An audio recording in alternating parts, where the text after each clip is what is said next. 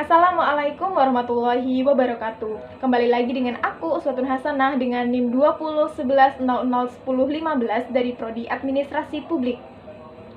Video ini saya buat guna untuk memenuhi tugas kuliah dari mata kuliah Islam dan IPTEX dengan dosen pengampu yaitu Bapak Nurdin Zuhdi STHI MSI.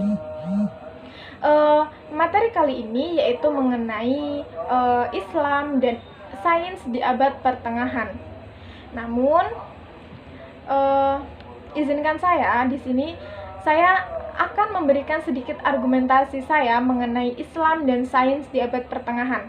Namun, sebelum melanjutkannya, terlebih dahulu saya ingin mengulas sedikit materi di minggu lalu, yaitu mengenai dialektika akal dan alam semesta. Kenapa saya mengulas materi ini kembali? Karena menurut saya dialektika akal dan alam semesta ini berhubungan dengan materi kali ini, yaitu mengenai Islam dan sains di abad pertengahan begitu. Nah, dari materi dialektika ini kita itu dapat mengetahui bahwasanya manusia diberi kelebihan daripada makhluk lainnya, yaitu Allah mengajarkannya ilmu. Dan ini dijelaskan dalam Quran surah Al-Baqarah ayat 31. Dan ayat tersebut sesungguhnya menyeratkan sebuah pesan bahwa jika manusia memahami pengajaran ilmu yang diberikan Allah, maka sesungguhnya Allah sudah menanamkan semacam piranti yang bisa menerima, mengolah, dan juga mengembangkan ilmu. Ilmu yang dimaksud ini mengembangkan pikiran atau akal manusia begitu. Nah, dari sini sendiri kita itu bisa melihat bahwasanya Allah itu memberikan semua fasilitas kepada kita, kepada manusia begitu. Dan fasilitas itu berupa apa yang ada di bumi ini begitu, dan bagaimana kita memanfaatkannya dengan baik begitu. Dan kita sebagai manusia itu seharusnya ketika kita diberi, seharusnya kita bisa memanfaatkan sesuatu itu dengan baik untuk mengembangkan.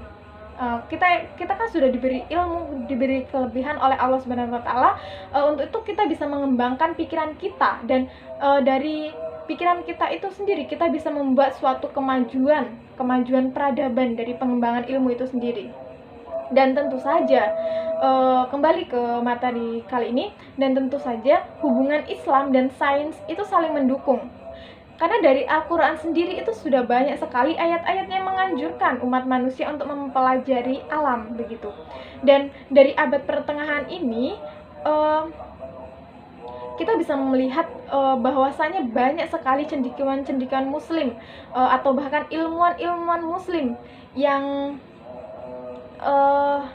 menciptakan suatu inovasi di berbagai bidang begitu. Seperti misalnya Ismail Al-Jazari. Beliau adalah seorang perancang mekanik modern di abad ke-12. Kemudian ada Ibnu Sina, seorang tabib terkemuka dan juga seorang pelopor kedokteran. Dan ada juga Jabir Ibnu Hayyan.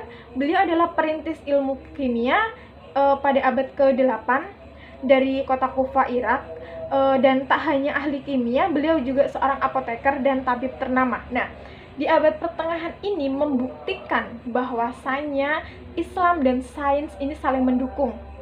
Bagaimana tidak, di abad pertengahan ini sudah melahirkan begitu banyak ilmuwan-ilmuwan yang tentunya memberikan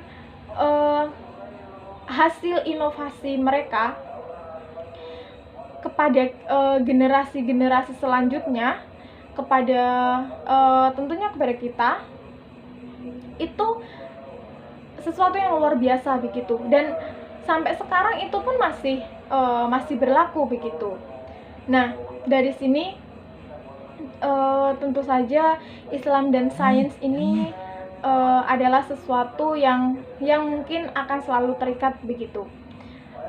Kita akan selalu sebagai manusia, kita diberi pikiran, diberi akal, dan tentu saja ketika kita diberi sesuatu dari Allah, nah tentu saja kita harus memanfaatkan itu dengan baik demi membantu sesama begitu. Mungkin hanya ini argumentasi saya mengenai materi kali ini, yaitu mengenai Islam dan sains di abad pertengahan.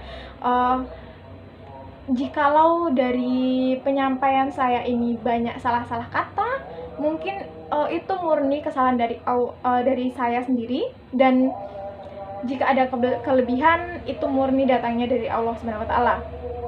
Dan mungkin akan saya akhiri. Wassalamualaikum warahmatullahi wabarakatuh. Terima kasih.